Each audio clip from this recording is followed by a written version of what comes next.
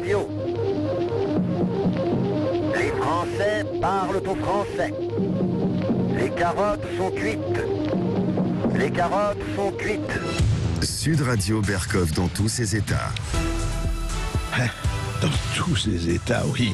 Le monde dans tous ses états, l'Europe dans tous ses états, et ce qui se passe en Ukraine, effectivement, n'arrange pas les choses, c'est le moins que l'on puisse dire.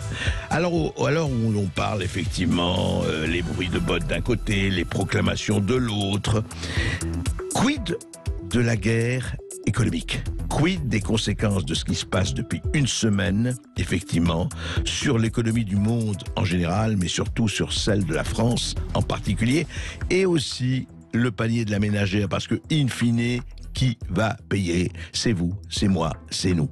Comment? De quelle façon? On va en parler tout de suite. Sud Radio Berkov dans tous ses états, le fait du jour. Philippe Herlin, bonjour. Bonjour. Bonjour, vous êtes économiste au Conservatoire national des arts et métiers. On l'avait déjà reçu, on vous reçoit toujours avec plaisir. Et justement, on voudrait faire le point avec vous de ce qui se passe. Et je voudrais rappeler juste à nos auditeurs un certain nombre de choses. D'abord, effectivement, jusqu'où peut monter le baril de pétrole, qu'il a franchi la barre des $100 la semaine dernière. Quelques chiffres rapides. Est-ce que les records seront battus? Est-ce qu'on sera au-delà des 2 €? L'inflation à 5,8%, mais ça avait commencé bien avant la guerre en Ukraine. Les marchés redoutent des pénuries sur les matériaux stratégiques, la guerre des métaux, le prix des métaux, oui, le pétrole, on en a parlé, $106 le baril de Brent en séance mardi. L'aluminium, plus 4,82%. Le palladium, en hausse de 7% dans la journée de mardi.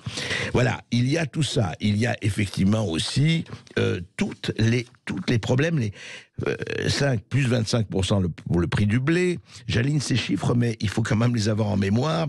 La baguette de pain à 2,50 €, le litre d'essence à 4 €, peut-être pour bientôt. Bon. En plus, les entreprises françaises, Philippe Herlin, qui sont en Russie. 1200 entreprises françaises, dont 35 du CAC 40, sont présentes en Russie avec 160 000 salariés et un réseau très important de petites et moyennes entreprises. Investissement représentera entre 20 et 60 milliards. Quid de tout cela si la guerre continue et si la situation s'aggrave? En même temps, on voit très bien ce qui se passe. Parmi ces entreprises, Renault qui fait 20% de son business en Russie. Donc, il faut savoir ce qui va se passer aussi. L'action de Renault est en chute libre. Elle est passée de 34,80 € à 25 € en 2 semaines. Et à côté de ça, donc, non pas revers de la médaille, mais pendant ce temps, le géant russe Gazprom vient de signer un méga contrat pour la construction du gazoduc Soyouz Vostok pour l'acheminement du gaz naturel à travers la Mongolie. Il permettra de transporter 50 milliards de mètres cubes de gaz par an vers la Chine. Voilà un peu une partie du paysage, Philippe Herlin. Donc, quelles conséquences ce qui se passe pour nous? Quelle est votre vision de cela? Alors, ça va avoir des conséquences directes sur l'économie française. Comme vous l'avez signalé, il y a déjà toutes les entreprises qui exportent en Russie. On estime le flux d'exportation des entreprises françaises en Russie à 6,5 milliards d'euros. Donc ça, c'est un flux qui va très vite se tarir. Par an, Par an, oui. Oui. Et donc, ça va très vite aller vers zéro. Oui. Et comme vous l'avez dit, il y a beaucoup d'entreprises françaises installées en Russie. La France est le premier employeur étranger en Russie. Ah oui, donc, il y a Renault, comme vous l'avez signalé, qui possède la marque Dacia, un constructeur important. Il y a Total qui gère un un gisement de gaz. Il y a Alstom, il y a Engie. Il y a aussi le groupe Auchan qui est très implanté avec plus de 200 magasins. Il y a Decathlon, Leroy Merlin. Voilà, donc ça représente beaucoup d'emplois sur place et ça représente beaucoup de chiffre d'affaires et de revenus pour ces entreprises-là. Ouais. Et le gouvernement leur a demandé de quitter le pays carrément, quoi. Donc elles vont devoir. Ça y est, instructions ont été données pour ces entreprises de quitter le pays, de quitter la Russie. Oui, tout à fait. Bruno Le Maire a demandé à ce que Total quitte le pays, quoi. Donc ça va faire. Et je trouve que c'est une décision qui est un peu précipitée. On est au tout début de la guerre, on ne sait pas encore comment ça évoluer. Quand on se pose cette question-là, je veux dire, dans 6 mois, dans 3 mois ou dans 6 mois, je peux encore le comprendre, mais que l'on fasse ça maintenant. Alors que la guerre vient de débuter et qu'on ne sait pas dans quel sens ça va aller, c'est quand même très précipité. Et je considère qu'on peut se poser des questions sur la façon dont sont gérés les intérêts français, hein, parce qu'il faut quand même signaler que vous avez entendu que les banques suisses les banques russes sont déconnectées du système SWIFT, c'est-à-dire qu'elles ne peuvent plus faire d'échanges. Voilà. Mais en fait, pas toutes. Pas toutes. Et pourquoi il y en a certaines qui échappent? Et ben, ce sont les banques russes qui participent au financement du transport du gaz russe vers l'Allemagne. L'Allemagne a demandé à pouvoir continuer à recevoir son gaz, et donc elle a demandé à ce que les banques russes qui y participent ne soient pas exclues de SWIFT. L'Allemagne défend ses intérêts. Alors que je trouve que en fait, l'Allemagne a obtenu des exceptions. L'Allemagne a obtenu des exceptions, c'est ça. Mais je considère que la France pourrait faire un minimum d'efforts pour garantir, avoir une vision de long terme et garantir un minimum ses intérêts et faire preuve de désescalade et de temporiser de façon à ne pas porter des coups sérieux à des grands groupes français internationaux, parce que ça les met en difficulté. On voit avec Renault, voilà. Donc ça, c'est quand même un problème à noter, quoi. Est-ce que vous avez l'impression qu'il n'y a pas de vision à moyen terme? C'est on réagit, voilà, il y a quelque chose, allez, ça y est, on veut bien. Qui est pour l'invasion? Personne n'est pour cette invasion, loin de là. Mais enfin, il y a quand même un contexte. La Russie, c'est pas le Liechtenstein, pardon. Qu'est-ce qui fait que ce manque de prévisibilité, enfin de sang-froid, je dirais presque? On peut comprendre les sanctions, évidemment, mais demander aux entreprises françaises de partir, il faut quand même avoir une vision à long terme. Poutine n'est pas éternel, les choses peuvent changer. Donc il faut quand même penser aux intérêts français à long terme, et malheureusement, ce gouvernement le fait pas, et c'est quand même regrettable, quoi. Donc on va aller... Voilà. Alors c'est le moins que l'on puisse dire, Philippe Herrlin, mais écoutez, justement, alors là, on va parler des conséquences directement, je dirais presque sur les Français, sur le panier de la ménagère, sur nous tous. Voilà ce que disait hier Jean Castex, notre Premier ministre, à l'Assemblée nationale. Écoutez.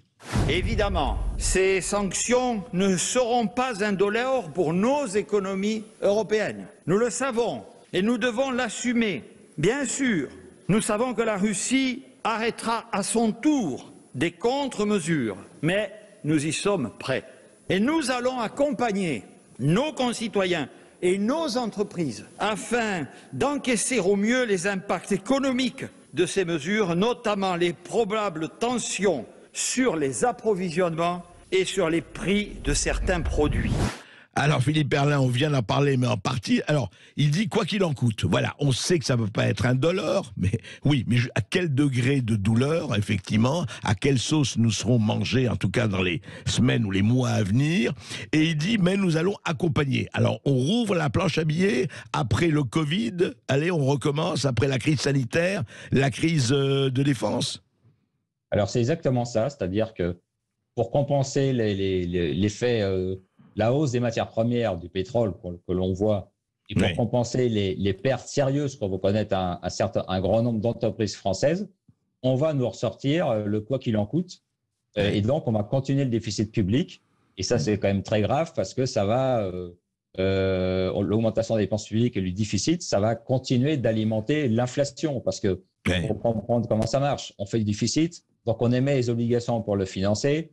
Et ces obligations qui sont émises, elles sont rachetées par la Banque Centrale Européenne. Parce que si la Banque Centrale Européenne n'est pas là pour les racheter, les taux explosent parce que les investisseurs ils vont demander des taux plus élevés. Voilà. Donc c'est racheté par la Banque Centrale qui, en faisant ça, crée de la monnaie ex nihilo. Et donc la quantité de monnaie augmente bien plus que les biens. Et ça, l'histoire le montre, ça fait toujours de l'inflation. Donc l'inflation va continuer. Et d'ailleurs, la Banque Centrale Européenne ainsi que la Banque Centrale Américaine, la Fed, ont annoncé qu'elles n'allaient pas remonter leurs taux d'intérêt comme ils avaient prévu de le faire à partir du mois de mars, et vont repousser ça de plusieurs mois. Et donc, il faut prévoir une hausse de l'inflation qui va être importante, mais j'ai l'impression qu'on a déjà trouvé une excuse pour ça. Il y a le vice-premier ministre des Pays-Bas qui a déclaré que l'inflation était le prix à payer pour combattre Poutine. Donc, on va nous mettre l'inflation sur le dos de Poutine, en fait, quoi. D'accord. Ce qui est complètement faux, hein. Je veux dire, l'inflation, elle est là depuis longtemps, et elle est due à la planche à billets des banques centrales, c'est-à-dire au déficit budgétaire important, et elle est due aussi à la transition énergétique qui coûtent extrêmement cher. Hein. Les éoliennes, tout ça, ça coûte une fortune. Donc c'est ça qui provoque fondamentalement l'inflation. Alors bien sûr, la guerre en Ukraine, par les troubles et les tensions qu'elle crée sur les marchés, contribue à faire monter les prix, on est d'accord. Bien sûr. Mais l'inflation, elle était déjà là avant. Donc, mais les gouvernements, pour s'exempter de ça, vont mettre ça sur le Poutine et c'est quand même un peu facile, quoi. Et alors, et en fait, ça peut amener quoi cela, Philippe Herrlin, sans faire, on va pas faire de prédiction, c'est pas le problème, mais de savoir au fond, et on va effectivement, enfin, j'allais dire, profiter entre guillemets de ce qui se passe actuellement en Ukraine pour dire voilà, écoutez, c'est la fuite en avant et on continue et on verra bien, on ne sait pas où on va, on va quelque part mais on y va, on ne sait pas où on va mais on y va, et c'est quand même une sacrée politique, pas seulement française mais européenne, enfin une sacrée conception, je dirais, de la gestion politique. Oui, on continue dans la fuite en avant, hein. Les dépenses publiques, c'est même pas que la France. L'Allemagne a annoncé qu'elle allait créer un fonds de 100 milliards d'euros pour améliorer l'état de son armée. Oui, pour sa défense, pour la défense allemande, voilà, absolument. Et monter les dépenses à 2% du PIB. Il y a d'autres pays qui ont déjà annoncé, ça va se faire. Donc maintenant, les dépenses publiques vont continuer d'exploser et on reste dans la fuite en avant dans laquelle on était avec le Covid. Ouais. Ça, c'est quand même extrêmement grave parce que l'inflation, elle peut vraiment exploser. Alors, en Allemagne, en février et sur les 12 derniers mois, on est à 5,1%. Au niveau européen, on est à 5,8%. Ouais. C'est quand même assez, ça devient un peu inquiétant. En France, l'ONCE est à 3,6%, mais ça, c'est un chiffre que je trouve complètement minimisé, hein, qui ne correspond pas à la réalité. Bon, ça, j'en ai déjà parlé ailleurs. Voilà. Donc, ça, c'est une inflation qui va vraiment entamer le pouvoir d'achat des Français. Et malheureusement, on n'est pas prêt d'en sortir. Voilà. Donc en fait, pour le moment, c'est un avenir immédiat, je dirais pour le moins opaque et rempli de brouillard, pour nous. Rempli de brouillard, mais la chose qu'on pourrait voir, c'est que l'inflation va durer et risque même de s'accentuer. Et donc le pouvoir d'achat va encore plus se dégrader pour les Français. Donc ça va vraiment être difficile. Ouais, à suivre. Merci Philippe Herrlin, merci pour vos éclaircissements. On va suivre tout cela avec vous aussi. Merci beaucoup Philippe Herrlin. Vous pouvez évidemment réagir au 0826 300 300 si vous êtes inquiet de la crise économique actuelle et à venir. À tout de suite.